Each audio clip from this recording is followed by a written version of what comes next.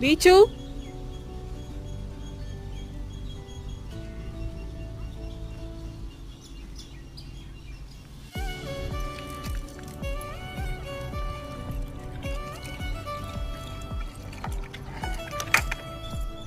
என்ன பீச்சு பண்றீங்க?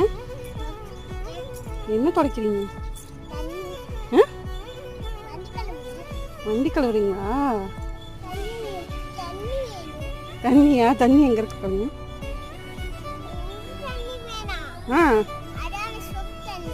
சோப் தண்ணி அதுல இருக்கு, போதுங்க அது.